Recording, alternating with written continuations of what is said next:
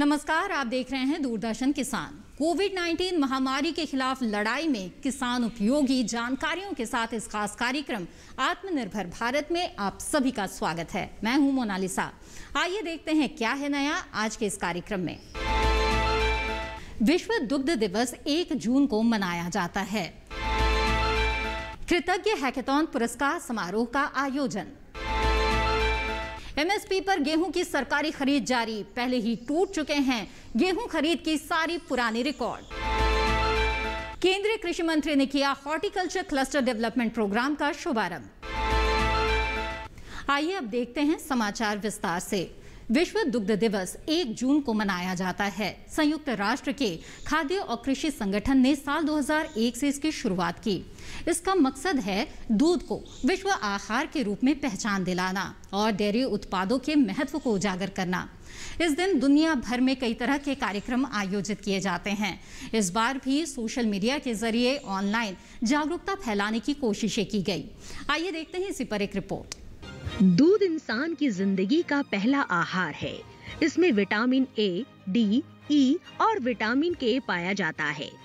साथ ही calcium, magnesium, iodine, phosphorus, riboflavin भी दूध में पाए जाते हैं। इस साल विश्व दुग्ध दिवस की थीम पर्यावरण, पोषण और सामाजिक आर्थिक सशक्तिकरण के साथ साथ डेयरी क्षेत्र में स्थिरता पर केंद्रित है। इस थीम को रखने का उद्देश्य आहार में नियमित रूप से दूध और डेयरी उत्पादों को शामिल करने के बारे में जागरूकता फैलाना है। दूध और डेयरी उत्पाद दुनिया भर में करीब 1 अरब लोगों की आजीविका का साधन है। इससे बने मक्खन, दही, घी, पनीर और छाछ जैसे उत्पादों का एक बड़ा बाजार है। दुनिया भर में जितना दुग्ध उत्पादन होता है उसका 17% हिस्सा अकेले भारत का है। पशुपालन, डेयरी और मत्स्य पालन विभाग के आंकड़े बताते हैं कि फिलहाल भारत में हर व्यक्ति को एक दिन में औसतन 351 ग्राम दूध मिलता है। विश्व दुग्ध दिवस के अलावा 21 नवंबर को भारत में राष्ट्रीय दुग्ध दिवस भी मनाया जाता है। डॉक्टर वर्गीस कुरियन भारत में श्वेत क्रांति के जनक माने जाते हैं। 21 नवंबर उन्हीं का जन्म दिवस है। आज जो विश्व दुग्ध दिवस मनाया गया है, सर सरकार की क्या उपलब्धि है? देखिए, आज विश्व दुग्ध डे के रूप में मनाता है संयुक्त राष्ट्र संघ की ओर से विश्व दुग्ध दिवस।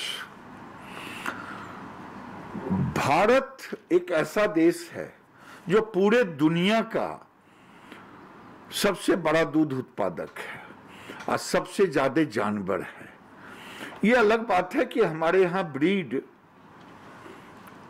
5 लीटर के नीचे देने वाली संख्या 10 करोड़ है। 10 करोड़ हम क्रॉस और सब मिला के हैं।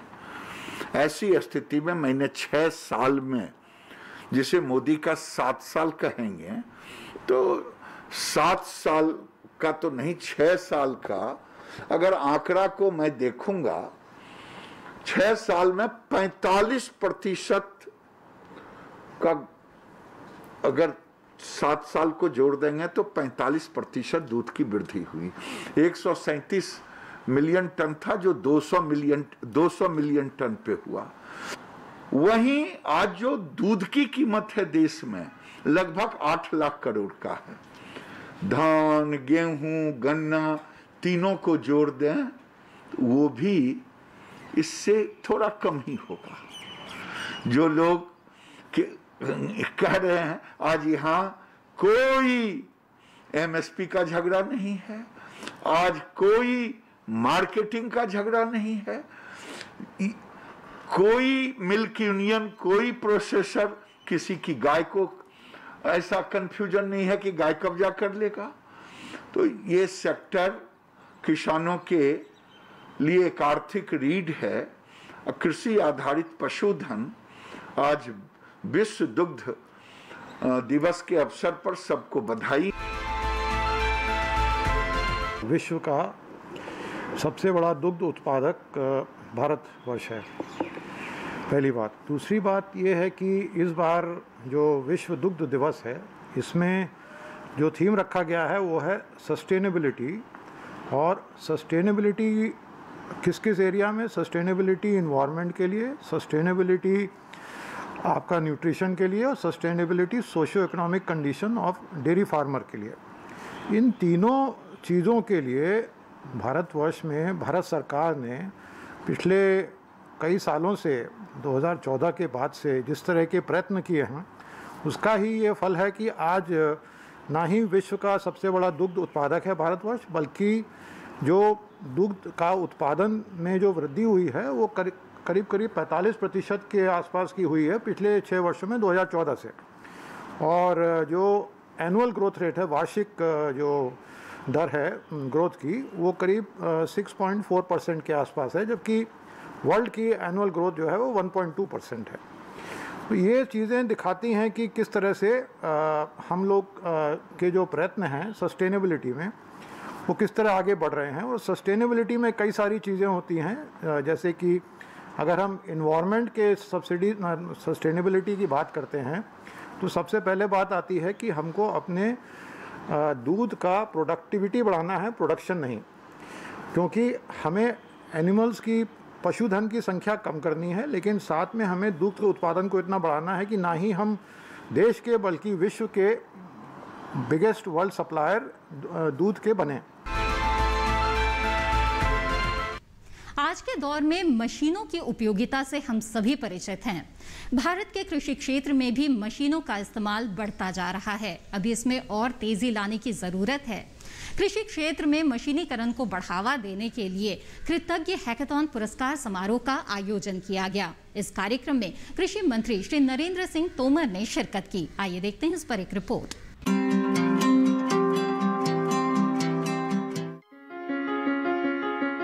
कृतज्ञ हैकाथॉन कार्यक्रम छात्रों, संकायों, उद्यमियों, नवप्रवर्तकों और दूसरे हितधारकों को देश में कृषि मशीनीकरण को बढ़ावा देने के लिए अपने दृष्टिकोणों और प्रौद्योगिकी समाधानों को प्रदर्शित करने का अवसर देता है। सोमवार को इसका पुरस्कार वितरण समारोह था। मुख्य अतिथि के रूप में शामिल कृषि और किसान कल्याण मंत्री नरेंद्र सिंह तोमर ने कहा कि देश के सुदूर इलाकों में रहने वाले किसानों तक वैज्ञानिक पद्धतियों और नवाचारों को पहुंचाने का काम हो रहा है और इसमें ICAR ही नहीं बल्कि उससे संबंधित अनुसंधान संस्थान, कृषि विश्वविद्यालयों और कृषि विज्ञान केंद्रों की भूमिका सराहनीय रही है। उन्होंने कहा कि भारत सरकार की कृषि हितैषी नीतियों, वैज्ञानिकों के अनुसंधान और किसानों की मेहनत का ही नतीजा है कि भारतीय कृषि क्षेत्र खाद्यान्नों की प्रचुरता के साथ दुनिया के अग्रणी देशों में शामिल है। उन्होंने बताया कि अलग अलग फसलों, अनाजों, बागवानी, पशुधन और मछली पालन जैसे क्षेत्रों में 500 से ज्यादा नई किस्में इजाद करके परिषद ने अपने आप में एक कीर्तिमान स्थापित किया है। आपको बता दें कि ये 500 किस्में पिछले सिर्फ 1 साल में तैयार की गई है। विशिष्ट अतिथि और केंद्र कृषि राज्य मंत्री परषोत्तम रुपाला ने राष्ट्रीय स्तर पर बीज रोपाई और बीज प्रतिस्थापन जैसे कामों को सटीकता से पूरा करने की जरूरत पर जोर दिया। उन्होंने कहा कि जलवायु परिवर्तन के दौर में कृषि क्षेत्र प्राकृतिक आपदाओं से घिरा है। इनसे निजात पाने के लिए जलवायु अनुकूल फसलों में विविधीकरण जरूरी है।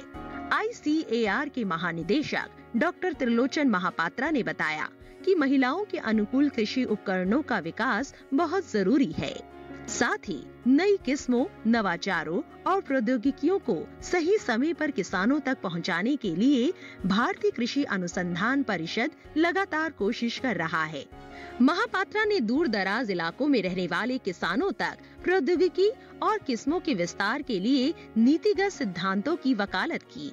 इस मौके पर केंद्रीय कृषि मंत्री ने नई कृषि प्रौद्योगिकियों और किस्मों का विमोचन किया। साथ ही कृतज्ञ कृषि हैकाथॉन के विजेताओं को पुरस्कृत भी किया। उन्होंने बताया कि दलहन और तिलहन में आत्मनिर्भरता के लिए नई नीति आएगी।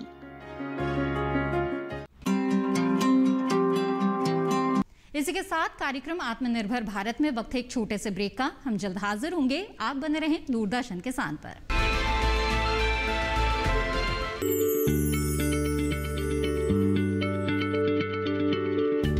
क्या आप किसी बीमारी से परेशान हैं? चाहते हैं डॉक्टर की सलाह? तो हम हैं आपके साथ। बताएंगे आपको जीने की राह। समस्याएं आपकी, समाधान देश के मशहूर विशेषज्ञों के। घर बैठे बात करें देश के जाने माने डॉक्टरों से। हमारे लाइव प्रोग्राम स्वस्थ किसान में हर शनिवार शाम 6 बजे से 7 बजे तक। खुशहाल होंगे खेत, पशु रहेंगे स्वस्थ, सरकारी स्कीम का होगा लाभ, जब एक्सपर्ट्स का मिलेगा साथ, आपके सवाल विशेषज्ञों के जवाब, सिर्फ एक फोन कॉल की दूरी पर। देखिए किसानों का अपना प्रोग्राम हेलो किसान, सोमवार से शुक्रवार शाम 6 बजे से सिर्फ दूरदर्शन किसान पर। केंद्रीय कृषि एवं किसान कल्याण मंत्री नरेंद्र सिंह तोमर ने हॉर्टिकल्चर क्लस्टर डेवलपमेंट प्रोग्राम का शुभारंभ किया। आइए इसके बारे में जानते हैं इस रिपोर्ट के जरिए। बागवानी क्षेत्र में व्यापक वृद्धि सुनिश्चित करने व किसानों को ज्यादा लाभ पहुंचाने के लिए कृषि एवं किसान कल्याण मंत्री श्री नरेंद्र सिंह तोमर ने प्रधानमंत्री श्री नरेंद्र मोदी के नेतृत्व वाली सरकार के सफलतम 7 साल पूरे होने के उपलक्ष्य में बागवानी क्लस्टर विकास कार्यक्रम का शुभारंभ किया। राष्ट्रीय बागवानी बोर्ड इसे कार्यान्वित करेगा। ऊंची कीमत वाली बागवानी फसलों का आयात कम करने व जहां कहीं संभव हो निर्यात बढ़ाने के उद्देश्य से कृषि एवं किसान कल्याण मंत्रालय ने देश में विभिन्न फसलों के लिए 53 बागवानी क्लस्टरों की पहचान की है। इन 53 क्लस्टरों में से 12 क्लस्टरों को क्लस्टर विकास कार्यक्रम के इस प्रायोगिक चरण के लिए चुना गया है। 5 से 7 वर्षों की अवधि में सभी 53 क्लस्टरों में कार्यक्रम लागू किए जाने पर कुल निर्यात लगभग 20% तक बढ़ने की उम्मीद है। इस अवसर पर केंद्रीय मंत्री श्री तोमर ने कहा कि CDP से 10 लाख किसानों सहित अन्य हितधारकों को लाभ होगा। वहीं 10,000 करोड़ रुपए का निवेश आएगा, जिसमें 6,500 करोड़ रुपए निजी क्षेत्र से आएगा। हम दुनिया की जो आवश्यकता बागवानी के क्षेत्र से पूरी कर सकते हैं, अपना निर्यात बढ़ाकर उसमें भी भारत अपना योगदान दे। इस मनोयोग से प्रधानमंत्री जी लगातार इस दिशा में बल प्रदान करते रहते हैं और उन्हीं की प्रेरणा से कृषि और किसान कल्याण मंत्रालय लगातार इस दिशा में एक के बाद एक सफलता के सोपान तक पहुंचने की दिशा में प्रवृत्त हो रहा है। उसी योजना के अंतर्गत आज का ये कार्यक्रम संपन्न हो रहा है। पिछले कुछ दिनों में हम सब ये महसूस करते थे कि बागवानी के क्षेत्र में चाहे फल हो चाहे सब्जियां हों, हम दुनिया का लगभग 12% से अधिक उत्पादन करते हैं। 12% उत्पादन है, लेकिन अगर निर्यात की स्थिति में देखें तो उस तुलना में काफ़ी कम हमारा निर्यात है। उत्पादन भी बढ़े, निर्यात भी बढ़े, यह हमारी प्राथमिकता होनी चाहिए। जब निर्यात की दृष्टि से हमें सोचना है तो निश्चित रूप से उसके पीछे जो मानदंड हैं, उन मानदंडों को भी हम सब लोगों को पूरा करना पड़ेगा, क्योंकि विश्व के बाज़ार में हमारा उत्पादन ठहर पाए, प्रतिस्पर्धा कर पाए, इसके लिए ज़रूरी है कि भारत में कृषि और बागवानी का यह क्षेत्र पूरी शिद्दत के साथ काम करे और हमारे उत्पादन की गुणवत्ता ऐसी रहे कि हम किसी भी प्रतिस्पर्धा में टिक सकें। दूसरा, भारत में हम सब महसूस करते हैं कि छोटे रकबे के किसान की संख्या बहुत ज़्यादा है। छोटा किसान अगर मजबूत नहीं होगा, वह मुनाफे की खेती नहीं करेगा, तो इसके परिणाम स्वरूप देश के सामने आने वाले संकट पैदा होंगे। किसान की संख्या कम न हो, किसान की अगली पीढ़ी भी किसानी के प्रति प्रवृत्त हो सके, आकर्षित हो सके, इस दृष्टि से इस क्षेत्र को हमें और मूल्यवान बनाने की आवश्यकता है। हॉर्टिकल्चर क्लस्टर डेवलपमेंट प्रोग्राम के बारे में कृषि आयुक्त डॉक्टर एस.के. मल्होत्रा ने दूरदर्शन किसान की टीम से खास बातचीत में क्या कुछ जानकारियां दी, आइए देखते हैं। जैसा कि आप जानते हैं कि हमारे भारतवर्ष में सभी तरह की क्लाइमेटिक कंडीशन है। हमारे पास टेम्परेट रीजन भी है, ट्रॉपिकल है, सब ट्रॉपिकल है, सभी तरह के फल एवं सब्जियां जो है हमारे यहाँ देश में उत्पादन होता है। जैसा कि अभी मालूम है कि 320.7 मिलियन टन फल और सब्जियां और अन्य जो हमारे हॉर्टिकल्चर के प्रोड्यूस हैं उनका उत्पादन हमारे देश भर में हुआ है। लेकिन उसमें जैसे पता लगा कि हमारी और भी बहुत सारी ऐसी संभावनाएं हैं जिसमें हम अपना प्रोडक्शन बढ़ा सकते हैं और साथ के साथ गुणवत्ता भी बढ़ा सकते हैं, क्योंकि इसमें एक्सपोर्ट की भी बहुत सारी ऐसी संभावनाएं हैं। तो अभी उन सब चीज़ों को ध्यान में रखते हुए ये सोचा गया कि भारत सरकार ने ये एक नियम बनाया कि और एक योजना बनाई कि हमें एक क्लस्टर अप्रोच को लेकर के बागवानी के जितने भी मद हैं, जो फसलें हैं हमारी, चाहे वो फल हैं, सब्जियां हैं, मसाले हैं या सुगंधीय पौधे हैं, और साथ के साथ में इसमें आप अगर देखें तो प्लांटेशन क्रॉप्स भी आते हैं जिसमें कोकोनट और साथ साथ में जो उसका कोको और ये सब फसलें जो है उसमें साथ में आ जाती हैं। तो उनका उत्पादन कैसे बढ़े, उनकी उत्पादकता कैसे बढ़े, जिससे कि हमारे जितने भी ये हाई वैल्यू क्रॉप हैं, क्योंकि इनको हम nutritional security point of view से बहुत इंपॉर्टेंट समझते हैं, क्योंकि ये हमारी खाद्य सुरक्षा के साथ साथ पोषण सुरक्षा को भी सुनिश्चित करते हैं। तो इस जो पोषण सुरक्षा है और खाद्य सुरक्षा है, इसको हम पूरे देश के लिए, हम अपने लोगों के लिए कैसे जो है अधिक से अधिक उपलब्धता बढ़ा सकते हैं, तो क्लस्टर अप्रोच को लेकर के चलने की ज़रूरत है। इसलिए आज आपने देखा कि हॉर्टिकल्चर क्लस्टर डेवलपमेंट प्रोग्राम का जो आज लॉन्चिंग था वो माननीय केंद्रीय कृषि मंत्री जी के जो है कर कमलों से जो है आज उसका लॉन्च किया गया। उसका जो है एक प्रकार का लोकार्पण जो है हमारे माननीय मंत्री जी के कर कमलों से हुआ, और उसका जो एक तरह से लोकार्पण है उसका करने का उद्देश्य यही था कि हम पूरे भारतवर्ष में जो है कैसे क्लस्टर अप्रोच के माध्यम से उत्पादन और उत्पादकता को बढ़ा करके फल और सब्जियों की जो उपलब्धता है उसको जो हम सुनिश्चित कर सके। इसके लिए जो है आरंभिक रूप में अगर आप देखेंगे तो 53 क्लस्टर की पहचान की गई और आज से 12 क्लस्टर उसमें से काम करना शुरू कर देंगे और बाकी जो क्लस्टर हैं उन पर जो है बाकी कार्य चल रहा है और उस पर भी जल्दी ही जो है उन पर भी उनकी शुरुआत हो जाएगी। और इन जो भी क्लस्टर बनाए जा रहे हैं, इन क्लस्टर के माध्यम से हम ये चाहेंगे कि जो गुड एग्रीकल्चर प्रैक्टिसेस हैं, अच्छी जो हमारी उत्पादन की पद्धतियां हैं उनको अपनाएं, जिससे कि एक हमारे जो जितने भी उत्पाद हों स्वच्छ हों, साफ हों, वो पैदा होकर के आएँ, जिसमें किसी भी प्रकार का जो कंटेमिनेशन है, चाहे हम लोग कहते हैं कि पेस्टिसाइड रेजिड्यू की बात आती है या किसी भी और तरह का कोई भी जो उसके अंदर जो मैं ये कहूँगा रेजिड्यू है वो नहीं होना चाहिए। और गुड एग्रीकल्चर प्रैक्टिसेस को जो है हमें साथ लेके चलना है, क्योंकि अभी तक जब हम लोग एक्सपोर्ट की बात करते हैं तो एक्सपोर्ट के लिए हमारे पास ग्लोबल गैप है, परंतु अब इंड गैप भी बनकर के तैयार आ गया है। उस इंड गैप के माध्यम से ना केवल हमारा इंटरनल प्रोडक्शन है, जो हमारे आंतरिक डोमेस्टिक डिमांड को पूरा करने के लिए गुड एग्रीकल्चर प्रैक्टिसेस प्रयोग होंगी, उसका एक सर्टिफिकेशन सिस्टम भी आ गया है। उससे जो है हमारे जो अच्छे उत्पाद हैं, क्वालिटी है वो बढ़ेगी और एक्सपोर्ट को भी बढ़ावा मिलेगा। और एक्सपोर्ट को जो है बढ़ावा देना है, क्योंकि अभी आप देख रहे हैं जैसे कोविड का टाइम चल रहा है और इस महामारी के समय में इस तरह के बहुत सारे जो मैं ये कहूँगा कि जो जिनमें अधिक गुण हैं, औषधिक गुण वाले जो हमारी जितने भी फसलें हैं, चाहे आप बात करो अदरक की बात करो, हल्दी की बात करो, चाहे आप इसमें जो लहसुन है, ये सब में तो, और सिट्रस फ्रूट्स हैं, इन सब की डिमांड इतनी बढ़ गई है। तो ये जो क्लस्टर अप्रोच वाला जो हमारा कार्यक्रम है वो अपने आप में बड़ा कारगर सिद्ध होगा।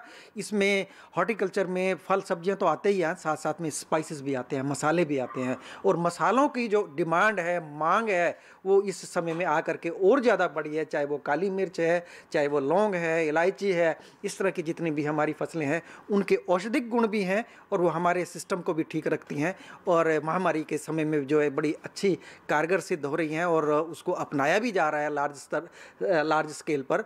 तो उसको भी जो है इसमें क्लस्टर अप्रोच में बढ़ावा मिलेगा। हम पूरे विश्व में अगर आप देखें तो दूसरे नंबर के जो है सबसे ज़्यादा अधिक जो है बागवानी के जो फसलें हैं उनके उत्पादक देश है। तो उसमें भी अगर आप देखें तो कुछ फसलें ऐसी हैं जिसमें हम नंबर 1 है। चाहे आप देखें कि जो फ्रेश ग्रेप प्रोडक्शन होता है, हमारे यहाँ अंगूर की जो खेती होती है और जो है इसमें अनार की जो खेती होती है और बनाना की जो खेती होती है, उसमें हम 1 नंबर पर आते हैं पूरे विश्व में। और इसके साथ मसालों में जो है हम पूरे 1 नंबर पर आते हैं विश्व में जो है। और इस तरह की बहुत सारी ऐसी और सब्जियां भी हैं और भी फल है जिसमें 2 नंबर पर है, 3 नंबर पर भी हैं। तो मेरा कहने का मतलब है कि हमारे यहाँ की जो आबो हवा है, जलवायु है, सभी प्रकार के जितने भी फसलें हैं उनको उत्पादन करने के लिए बहुत अच्छी हैं। और इसलिए भारत सरकार ने एक मिशन चलाया है जिसको हम बोलते हैं mission for integrated development of horticulture. उसी मिशन के तहत जो है आज हमारा जो क्लस्टर डेवलपमेंट प्रोग्राम है उसकी शुरुआत हुई है। इसके लिए नेशनल हॉर्टिकल्चर बोर्ड को जो है हम लोगों ने एक अग्रणी संस्था को चुना है। उसके माध्यम से आज आपने देखा होगा कि एक वेबसाइट का भी लॉन्च किया गया, जो एक वेब पोर्टल उसका जो था क्लस्टर डेवलपमेंट के लिए, उसकी जो है एक प्रकार की जो उसका विमोचना जो है आज माननीय कृषि मंत्री जी ने की। और वहाँ यहाँ पर जो है कृषि राज्य मंत्री भी आज उपलब्ध थे। तो उनकी उपस्थिति में और सेक्रेटरी कृषि कल्याण मंत्रालय के सेक्रेटरी भी यहाँ पर उपलब्ध थे। हम सब की उपस्थिति में और बहुत सारी राज्य जो है यहाँ पर वर्चुअल मीटिंग के माध्यम से आज इसका जो है अवलोकन हुआ। और साथ साथ में जो है इसका एक तरह से मैं ये कहूँगा कि लोकार्पण जो है पूरे देश के लिए किया गया। इसी के साथ इस कार्यक्रम में वक्त है एक और छोटे से ब्रेक का। हम जल्द हाजिर होंगे। आप बने रहें दूरदर्शन किसान पर।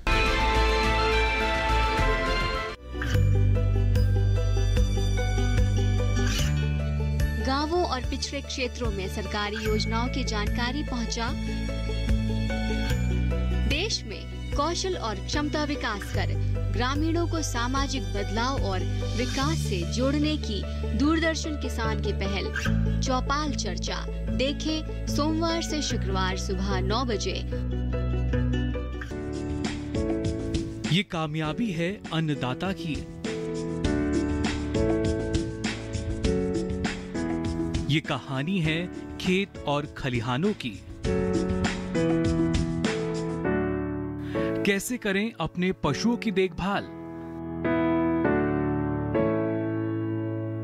जानिए गांव-गांव के किसानों का हाल। देखिए गांव किसान सोमवार से शुक्रवार दोपहर 12 बजे सिर्फ डीडी किसान पर। जिन्हें कृषि में अविश्वसनीय खोज और प्लांट ब्रीडिंग के क्षेत्र में महत्वपूर्ण योगदान के लिए साल 2019 को पद्मश्री पुरस्कार से सम्मानित किया गया। आइए इनके बारे में जानते हैं विस्तार से।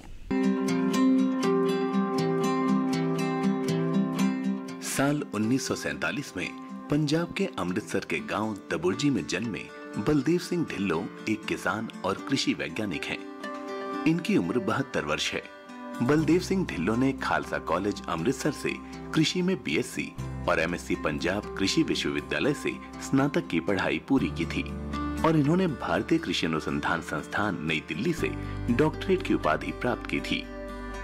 इन्होंने 350 शोध प्रकाशन और कई किताबें प्रकाशित की हैं। वर्तमान में भारत में पंजाब कृषि विश्वविद्यालय के कुलपति हैं। इन्होंने भारतीय कृषि अनुसंधान परिषद में सहायक महानिदेशक और पंजाब कृषि विश्वविद्यालय और गुरु नानक देव विश्वविद्यालय में अनुसंधान निदेशक के रूप में काम किया है। इन्होंने वर्ष 1976 से 78 में और 2007 से 11 तक जर्मनी के अंतर्राष्ट्रीय मक्का और गेहूं सुधार केंद्र में काम किया है। साथ ही वर्ष 1989 में मक्का ब्रीडिंग, जेनेटिक्स और बायोटेक्नोलॉजी पर बर्मिंघम विश्वविद्यालय में काम किया है। बलदेव सिंह ढिल्लों जुलाई 2011 से पंजाब कृषि विश्वविद्यालय के कुलपति के रूप में काम कर रहे हैं। उनके गतिशील नेतृत्व के तहत पंजाब कृषि विश्वविद्यालय ने कई प्रशंसा अर्जित की है। वर्ष 2017 में भारतीय कृषि अनुसंधान परिषद द्वारा भारत में सर्वश्रेष्ठ कृषि विश्वविद्यालय और तृतीय सर्वश्रेष्ठ कृषि अनुसंधान संस्थान के रूप में रैंक की गई। साथ ही केंद्रीय मानव संसाधन विकास मंत्रालय 2017 द्वारा पंजाब में प्रथम और भारत में दूसरा सर्वश्रेष्ठ कृषि विश्वविद्यालय का दर्जा दिया गया। बलदेव सिंह ढिल्लों के लगातार मार्गदर्शन, प्रोत्साहन और प्रेरणा के कारण उत्कृष्ट फसल किस्मों और उनके उत्पादन संरक्षण प्रौद्योगिकियों का विकास हुआ। नतीजतन उनके राज्य ने 2017-18 के दौरान धान और गेहूं की उच्चतम उत्पादकता हासिल की। इनके कार्यकाल में पंजाब विश्वविद्यालय द्वारा विकसित किए गए कम बायोमास वाले धान की उच्च उपज वाली किस्में अब किसानों के बीच सबसे लोकप्रिय हैं, जो पानी और कीटनाशक की बचत में सहायक हैं। साथ ही ये धान के पुआल प्रबंधन में भी सहायक हैं। बलदेव सिंह ढिल्लों ने पोषण सुरक्षा, विविधीकरण और मूल्यवर्धन को बढ़ावा देने के लिए जैव उर्वरक गेहूं, बीटी कॉटन और कम बीज वाली किनोवा और वनस्पति संकर किस्मों के विकास में देश का नेतृत्व किया। बलदेव सिंह ढिल्लों ने धान के पुआल प्रबंधन, कीटनाशकों के छिड़काव और उपज को सुखाने के लिए नई कृषि मशीनों और उपकरणों का विकास किया है। इन्होंने संयुक्त अंतर्राज्य अभियान का नेतृत्व किया, जिसने कपास में सफलतापूर्वक सफेद मक्खी का प्रबंधन किया, जिसके परिणाम स्वरूप बम्पर फसल 756 और 750 किलोग्राम की उत्पादकता हुई। इसके अलावा बलदेव सिंह ढिल्लों ने 2018 के दौरान धान के पुआल को जलाने के खिलाफ अभियान का कड़ा नेतृत्व किया। अपनी लगन और कड़ी मेहनत से इन्होंने देश विदेशों में कृषि के नए आयाम बनाए और कृषि के क्षेत्र में कई सारी नई उपलब्धियां भी हासिल की हैं, जो देश के लिए बहुत ही लाभकारी सिद्ध हुई। इनकी जीवनी भविष्य में आने वाले नए युवा किसानों के लिए प्रेरणा स्रोत है। इनके दिखाए हुए रास्ते पर चलकर प्रगतिशील किसान भी अपने लक्ष्य को हासिल कर सकते हैं।